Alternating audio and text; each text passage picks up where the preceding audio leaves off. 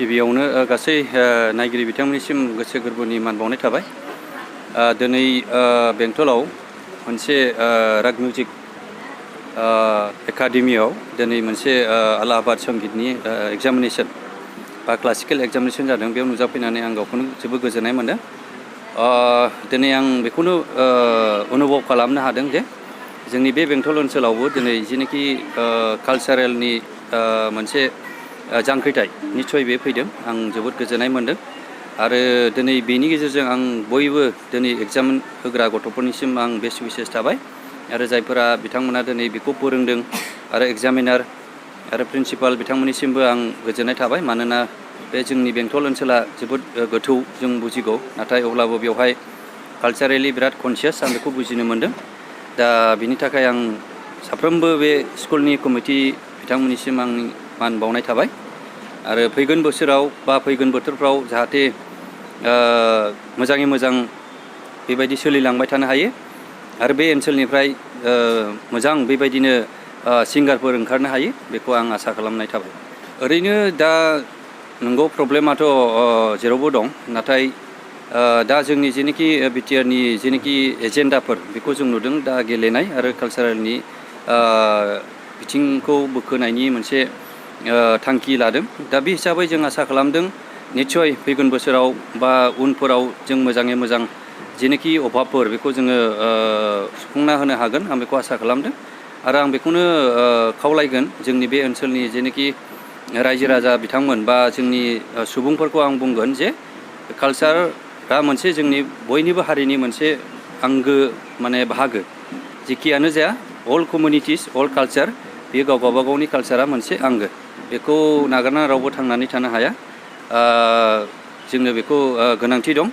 दा बेखायनो बेखौ जाय बिथांमोना दिनै बेंटल ओनसोलाव जायफोरा दिनै नारा नाथा जुजिदों आरो गोबाव बोसोरनिफ्रायनो आं खोनाबोबाय थादों आरो मोजाङै मोजां बे ओनसोलनिफ्राय जाखांफुबोनाय थानाय गथ'फ्रा मोजां मोजां बेबायदिनो कालचाराव बाहागो लानानै गावनि टेलेन्टखौ देखायबोबाय थादों। जों बेखौ जोबोद गोजोननाय मोनदों। स्पेसियेलि आंनि समस्थिनि हिसाबै आं गोजोननाय बांसिन मोनदों आरो आं बेखौ खावलायनो लुबैदों दिनै जोंनि ससियेल मेडियानि माखासे जायफोरा बाहायो बेखौ आं बुंनो सानदों जे जेखियानो जाया मानो, जायखि टेलेन्टखौ एक्सप'ज खालामा मानो बेखौ सापर्ट खालामनांगौ। जोंनि समाजाव बांसिन बानसावनाय बाथ्राफोरखौ एसे खम खालामनांगौ। बांसिन पजिटिभ बिथांमोना जाब्लाबो जायाब्लाबो मोनसे चेलेन्जिंआवहाय थायो। जायफ्रा फुटबलार बिथांमोनाबो जाब्लाबो जायाब्लाबो गाव गावबागाव टेलेन्टखौ दिहुननो नाजायो आरो सिंगारफ्राबो बिदिनो गाव गावबागाव जाब्लाबो जायाब्लाबो बांसिन गावनि टेलेन्टखौ एक्सप'ज खालामनो नाजायो। बे एक्सप'ज खालामनो नाजानायाव सोरनिबा थाखाय एसे जाहैयाबो जानो हागौ।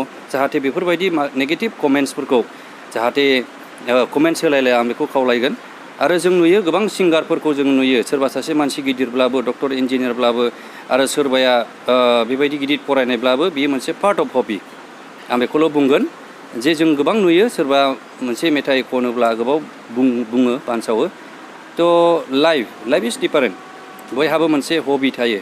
बे हबिया नों बेखौ माने होबथानो हाया, बियो गावनि हबिखौ मावफुंखागोन। आरो बेखौनो आं बुंगोन जे बेजोंल' जों थांनानै थागोन बे नङा। It is a part of हबि, बेयो गावनि लाइफ, बियो बेखौहाय जाब्लाबो जायाब्लाबो बियो माने फकास खालामखागोन। दा बेनिखायनो आं बेखौ बुंगोन जे जाहाथे नेगेटिभ कमेन्टखौ एसे होनानै पजिटिभखौ बांसिन होनानै जाहाथे इनकारेज खालामो, अब्लासो जोंनि मोनसे हारिया गोजौआव थांगोन। बोख्लायलायनाया बारा जायोब्ला जों गाहायावनो बयबो थाजोबनांगौब्ला सोर दावखोनो, खोथाया बे। ओंखायनो जोङो दा मोजां समाव बयखौबो जोङो थुलुंगा होलायनायनि गेजेरजों आरो इनकारेज होलायनायनि गेजेरजों समाजखौ जोङो मोजां लामाजों गेबेंजों लांनांगोन। आरो दा जिखिनि जाबोबाय थानाय गोबां दिनै जोंनि स्टुडेन्टसफोर दङ नै बेहाय क्लासिकेल लाग्राफोर, बिथांमोना बिराद इन्टारेस्टेड फरायफुनाय आरो फरायनायखौबो गाराखै।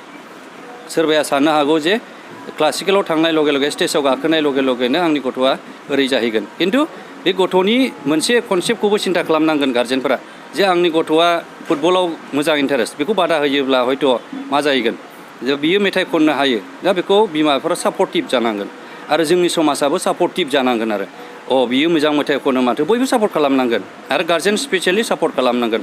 अब्ला जोङो मोजां दावखोनो हायो। जोङो एसामिस सिंगारखौनो जा बा इण्डियान सिंगारफोरखौनो जा, बिराद गिदिर गिदिर बिसोरो फरायनाय आरो गोबां गिदिर साख्रि मावनाय, अब्लाबो मानो स्टेज फांसनाव रायजो राजाजों बिसोरो इन्जय खालामो बा मोनसे जोंनि इन्डियानि कालसारखौ लाखिनो बिसोरो मोनसे खामानि मावो दा जोंनियाबो बिदिनो जोंनि समाजावबो जौखानाय मानसियाबो खननो हागोन सोरबा जौखानाय मानसियाबो खन्थाइ लिरनो हागोन सोरबा गोजौ मानसियाबो फुटबल गेलेनो हागोन बेवहाय खुनु बादा गैया देयर इज नो बार बेयो गावनि मोनसे हबि आं आसा खालामदों दिनैनि जेनोखि आं बे संगीत स्कुलाव लोगो मोनफैदों निस्सय फैगोन नियार फिउचाराव हयथ' इण्डियान जेनोखि कम्पिटिसन जायो बेयाव बाहागो लानानै निस्सय मोनसे मोजां नाम लाबोगोन जोंनि समाजनि थाखाय जेरै नबजितखौ बयबो दिनै बरायदों जोंनि बर' रायजो राजायानो दिनै लोब लोब ओंखारनानै बरायदों आंबो बिथांखौ बरायदों बिथाङा गावनि टेलेन्टखौ दिनै एक्सप'ज खालामनानै मोनसे जोंनि बर'नि गेजेरावनो अल इण्डियानि गेजेरावनो सासे टप मस्ट डेन्सार दिनै देखायनो हादों बेबायदिनो जाथों जोंनि समाजा जेरैबायदि दा लोब लोब सापर्ट खालामदों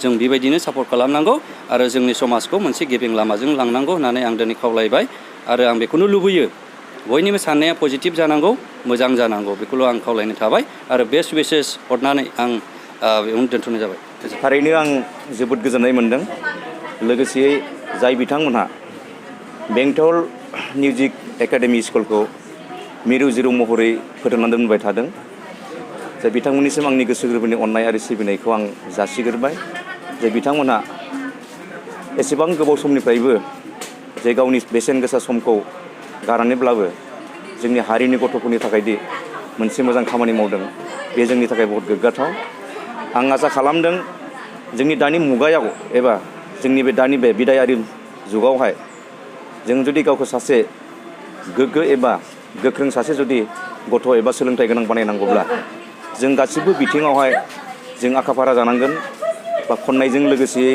बा स्पर्ट्सजों लोगोसेयै बा फरायनायजों लोगोसेयै बा गासिबो आदब खायदायाव जोङो साखाफारा जानो हानांगोन नङाब्ला जोंनि बे दानि मुगायाव थांना थानाय एबा हान्थिलांनांगौ लामाया जों खोमसि नुहरदों मानि थाखाय होननानै बुङोब्ला दिनैनि समा बादायारि सम आरो दावगालांनायनि सम आसा खालामदों आङो फैबाय थानाय समाव जोंनि गासैबो खना खनला ओनसोलनि जायफोर गोसो गोनां बा खननो बा दामनो बा पकेट लानो बा क्लासिकेलाव गोसो गोनांफ्रा जाहाथे फैनानै बिथांमोननि मिउजिक एकाडेमियाव एडमिसन लानानै गावखौनो सासे गावनि टेलेन्टखौ मुलुगाव दिन्थिनो हायो आं बेखौ बरायगोन गासिबो रायजो राजानि जानानै थारैनो आं बेखौल' खावलायगोन जाय बिथांमोना संगीत बिद्यालय बा एकाडेमिखौ जाय मिरु जिरु महरै फोथांनानै लाबोदों बिथांमोननिफ्राय आं खौरां मोननाय बायदिब्ला दिनैसिमाव बिसोर 20 बोसोरसिम सिगां बेखौ फोथांनानै दङ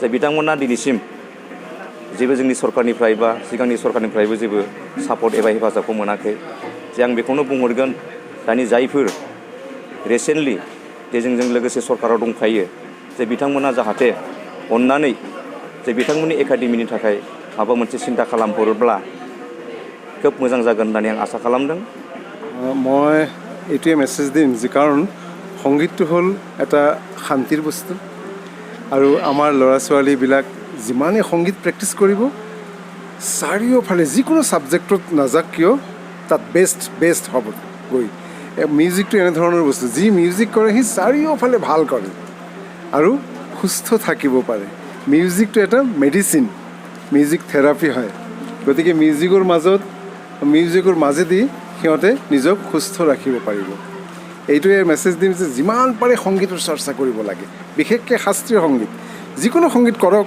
আপত্তি নাই কিন্তু শাস্ত্ৰীয় সংগীতটো মেইন এইখিনি মই ক'ম তেওঁলোকে যাতে আৰু ভালকৈ প্ৰেক্টিছ কৰে আৰু উন্নত কৰে আমাৰ এই সৰু সৰু ঠাইবিলাকৰ যাতেও আগবাঢ়ি লৈ যাব পাৰে সেইখিনি ক'ম তেওঁলোকক বহু বছৰ হ'ল বহু দিন বহু যুগ হৈ গ'ল বহু বছৰ ধৰি ইয়াত চলি আছে এই অঞ্চলত এই ধনঞ্জয় লিবিয়ন কৃষ্ণা সূত্ৰধৰ এওঁলোক মিলি কৰি আছে মই ইয়াৰ আগত এই বেংটলত স্কুল খুলিছিলোঁ আমি একেলগে ক্লাছ কৰিছিলোঁ এতিয়া এওঁলোকে চলাই আছে কাৰণ আমি এতিয়া সৰু হৈ গ'লোঁ এওঁলোক এতিয়া ডাঙৰ হ'ল সেইটোৱে নিয়মটো গতিকে এওঁলোকক দায়িত্ব দিয়া হ'ল এওঁলোকে চলাই আছে মানে এই অঞ্চলবিলাকৰ উন্নতিৰ কাৰণে মিউজিকটো অকল মিউজিক নহয় মানুহে বহুতে ভাবে মিউজিক গান গালোঁ হ'ল নহয় মিউজিকটো হ'ল শান্তিৰ বস্তু আৰু আধ্যাত্মিকৰ বস্তু যি মিউজিক কৰিব সি বেয়া কাম কেতিয়াও কৰিব নোৱাৰে